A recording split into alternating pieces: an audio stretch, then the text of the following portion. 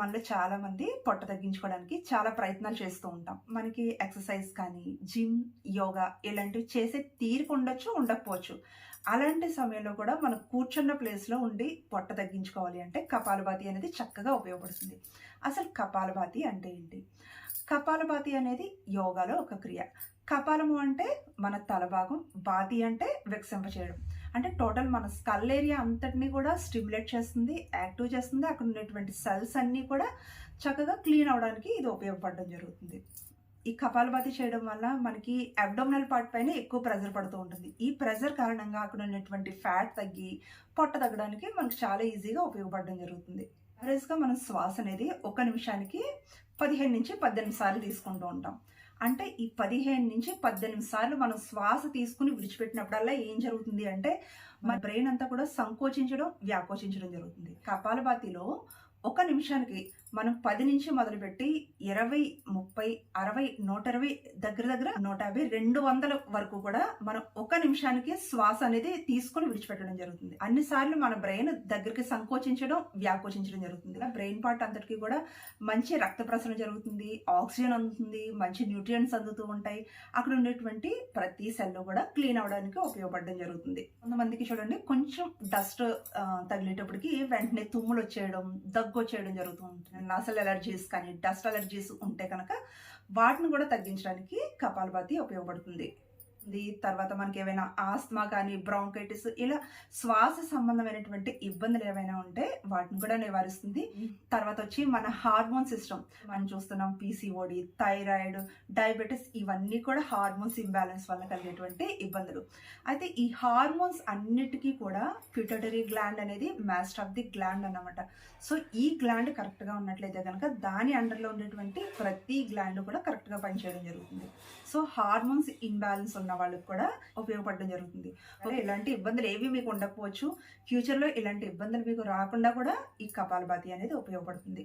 ఇన్ని ఉపయోగాలు మనం కూర్చున్న ప్లేస్లో పొందుతూ పొట్టని ఈజీగా తగ్గించుకోవచ్చు. ఎవరు చేయకూడదు కపాలభాతి? ఎవరు చేయకూడదు అంటే హై బీపీ ఉన్నవారు చేయకూడదు, తర్వాత హెర్నియా ఉన్నవారు చేయకూడదు, ఇంకా స్పాండిలైటిస్ కానీ, డిస్క్ ప్రొలాప్స్, డిస్క్ బల్జింగ్ ఉంటే కనుక చేయకూడదు. ఈ ముఖ్య ఎలా చేయాలి? మనం కింద ఏదైనా మ్యాట్ వేసుకుని ప్రశాంతంగా కూర్చుంటారు. ఒకవేళ మీకు కింద కూర్చోవడం కష్టంగా ఉంటే కనుక చైర్ కానీ, స్టూల్ మీద కానీ కూర్చోవచ్చు. కాకపోతే బ్యాక్ స్పైనల్ స్ట్రైట్గా ఉండే విధంగా చూసుకోండి. బ్యాక్ స్పైనల్ స్ట్రైట్గా ఉంచి ఈ విధంగా 2 చేతులు చిన్న ముద్రలో ఉంచుతారు. ఓకే, ఇందులో మనం చేసే పని ఏంటి అంటే కేవలం శ్వాసను విడిచిపెడతాం. అంటే గాలి మనం తీసుకోము, మన పని ఏంటంటే కేవలం గాలి విడిచిపెడతాం. కానీ గాలి అనేది ఆటోమేటిక్గా వెళ్తూ ఉంటుంది, మన పని కేవలం రిలీజ్ చేయడం. నేను చేసి చూపిస్తాను ఎలాగో అనేది మీకు అర్థమవుతుంది. స్ట్రైట్గా కూర్చుంటారు, ప్రశాంతంగా ఉండాలి. చేస్తున్నంతసేపు కూడా మీ ఏకాగ్రత శ్వాస పైన ఉండాలి, ఇంకా మీ హెడ్ పార్ట్ మీద ఉండాలి, లేదా మీ అబ్డోమినల్ పార్ట్ మీదే ఉండాలి. అంతే, ఈ మూడిటి మీదే ఉండాలి. ఇంకా బయట విషయాలు ఆలోచిస్తూ చేయొద్దు. ఇలా స్ట్రైట్గా కూర్చుంటారు. మొత్తం గాలంతా విడిచిపెట్టేయాలి నెమ్మదిగా.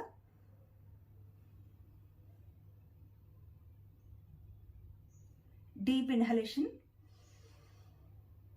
నెమ్మదిగా స్టార్ట్ చేద్దాము. కేవలం ఎక్సలేషన్.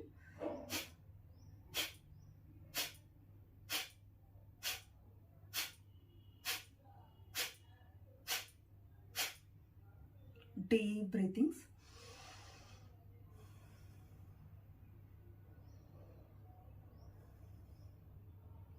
ఇందులో నేను చేసిన పని ఏంటి అంటే కేవలం గాలి విడిచిపెట్టాను, గాలి నేను తీసుకోలేదు. ఓకే, స్టార్టింగ్ వచ్చి కేవలం ఒక 10 లోపు మాత్రమే చేయండి. ఒకేసారి అంటే మనకి ప్రాక్టీస్ పెరిగిన తర్వాత ఒక 15, 30, 60 అలా 150 పైన కూడా మనం చేయగలుగుతాం. కానీ స్టార్టింగ్ అయితే చేయొద్దు. స్టార్టింగ్ అలా చేయడం వల్ల మనకి కళ్ళు తిరిగినట్టుగా వాంటింగ్ సెన్సేషన్ వచ్చేటువంటి అవకాశం ఉంటుంది, ఇంకా తలనొప్పి కూడా వచ్చే అవకాశం ఉంటుంది. కాబట్టి గ్రాడ్యువల్గా మనం అలవాటు చేసుకోవాలి. ఒక 10 చేసి నెమ్మదిగా ఒక 15, ఒక 20 ఇలా నెమ్మదిగా రోజు రోజుకి పెంచుకుంటూ వెళ్ళండి. ఒకేసారి ఎక్కువగా చేయొద్దు. ఈసారి నేను ఎక్కువగా చేసి చూపిస్తాను ఏ విధంగా అనేది.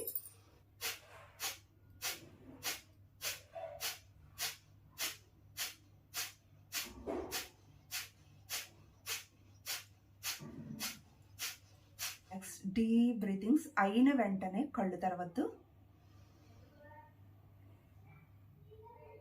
మనసు ప్రశాంతంగా ఉండాలి.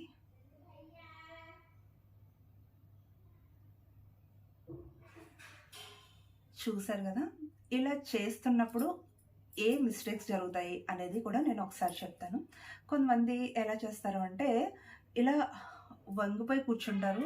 వంగిపోయి కూర్చోవద్దు, స్ట్రైట్‌గా కూర్చోవాలి. చేస్తున్నంత సేపు కూడా ఫేస్ మీద ఎలాంటి ప్రెజర్ తీసుకురావద్దు. అంటే కొంతమంది చూడండి,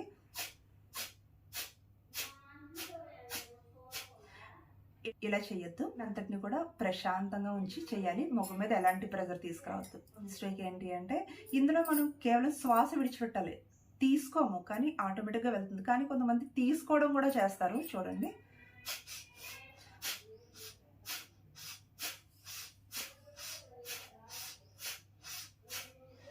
ఇలా చేస్తారు. ఇందులో మనం తీసుకోవాల్సిన పని లేదు. మన పని ఏంటి అంటే కేవలం రిలీజ్ చేయడం మీదే మనం ఫోకస్ పెట్టాలి. ఇంకో మిస్టేక్ ఏంటంటే, పొట్ట మీద ఎలాంటి ప్రెజర్ లేకుండా చేస్తూ ఉంటారు.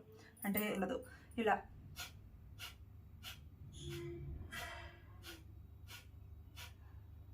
ఈజీగా చేస్తారు. దీనివల్ల ఎలాంటి ప్రెజర్ ఉండదు.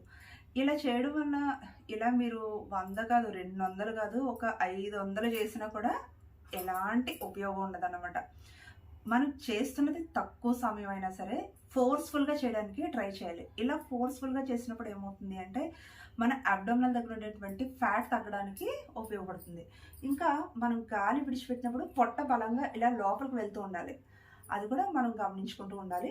ఇలా పొట్ట మీద చేతిని పెట్టండి. ఒకవేళ అంటే కొంతమందికి పొట్ట బయటకు వస్తూ ఉంటుంది, అలా కాకుండా లోపలికి వెళ్తుందా లేదా అనేది చెక్ చేసుకోవడానికి ఇలా పొట్ట మీద చేతిని పెట్టి కళ్ళు మూసి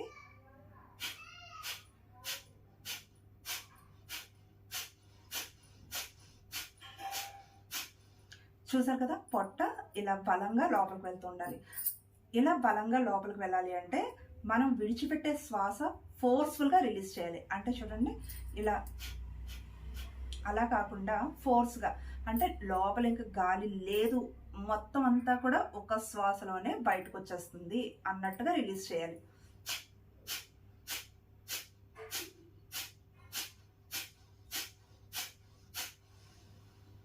డీప్ బ్రీతింగ్స్, కళ్ళు మూసే ఉండాలి.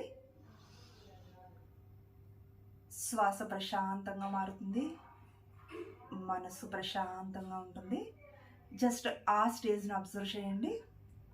ఓకే, చూసారు కదా, మనం కూర్చున్న ప్లేస్లో ఉండి ఈజీగా ఇన్ని ఉపయోగాలు పొందుతూ పొట్టను కూడా ఈజీగా తగ్గించుకోవచ్చు. ఈ వీడియో మీకు నచ్చినట్లయితే కనుక తప్పకుండా సబ్స్క్రైబ్ చేయండి. ఇంకా తెలిసిన వారికి షేర్ చేసి లైక్ చేయండి.